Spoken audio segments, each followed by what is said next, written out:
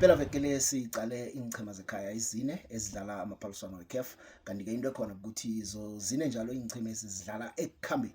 Isichema seOrlando Pirates nesichema seKaizer Chiefs okuyithwamlando ukuthi ziyokudlala eLubumbashi, zombili ziyokudlala etatawini elilodwa isichemeni sekhabo lesichema seTP Mazembe. iChiefs idlala iCAF Confederations Cup ngomgcibelo bese kuthi ngosonto iOrlando Pirates idlala iCAF Champions League.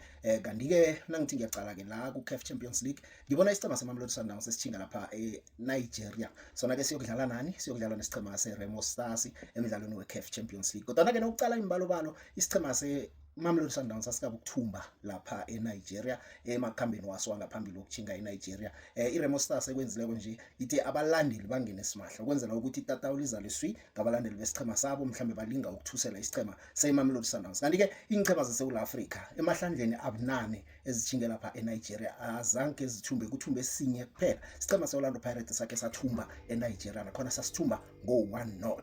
Sokugcina isichema sekhaya isichema seStellenbosch FC siyalapha eEquatorial Guinea siyabuyela ke ihlandla lesibili ephaliswaneni leCAF Confed Cup.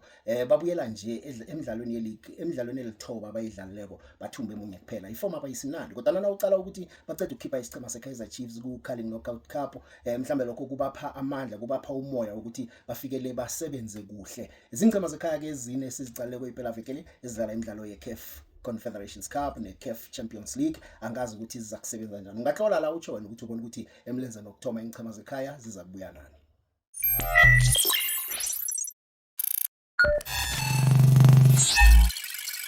Akwande mlaleli ngiyakulotshisa namhlanje kwahlelo lethu lemhleni ihlelo fulela onetwa uGwekwezi FM. Everybody here, let's get into it.